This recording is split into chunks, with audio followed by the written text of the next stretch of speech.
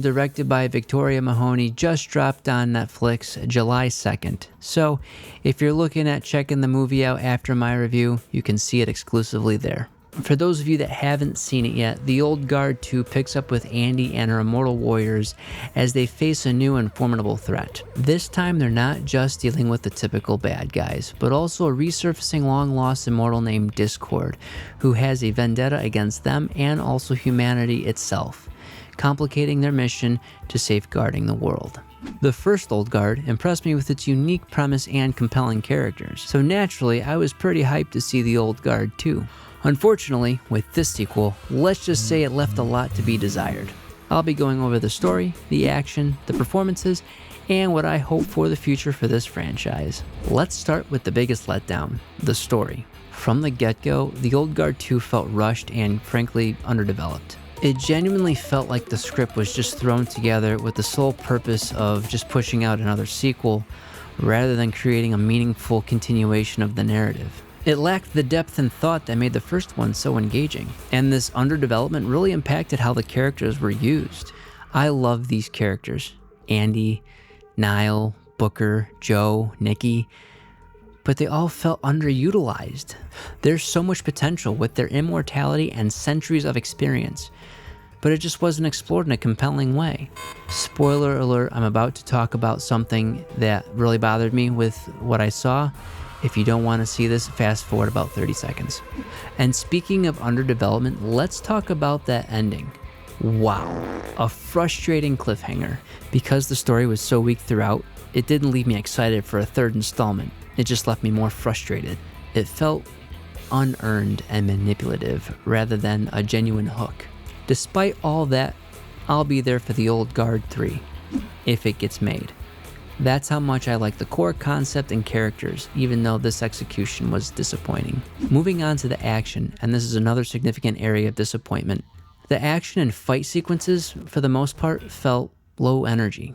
I think a lot of this comes down to editing. It needs to be tighter and more impactful. There were moments where there was potential for intensity, and then it fizzled out. It wasn't as punchy as the first film.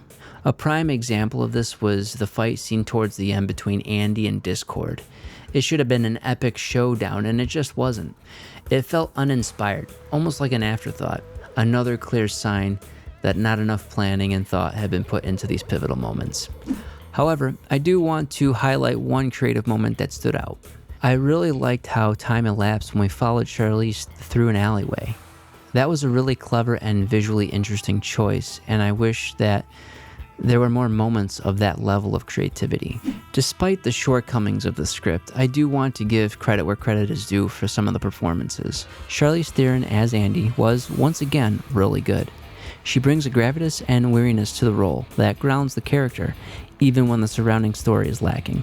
And Uma Thurman as Discord was also a standout for me. She brought an interesting dynamic, and I thought her performance was strong, even if her character's motivation felt a bit muddled by the weak script. It's a shame that the rest of the talented cast didn't get more to work with. They're all capable performers, but the underdeveloped story didn't give them the materials that they deserved.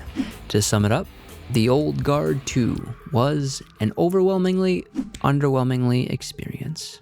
I spent a good portion of the movie waiting for it to pick up, to get better, and unfortunately, the wait resulted in disappointment. It just didn't have the same level of quality or the same engaging experience as the first movie. The magic and the excitement from the original were largely absent here. Now, as I've said, I'm still curious to see where this story goes.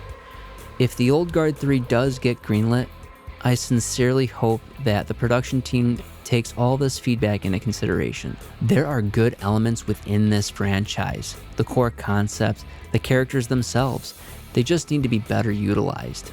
What did you think about The Old Guard 2? Let me know in the comments below. Did you agree with my points, or did you love it?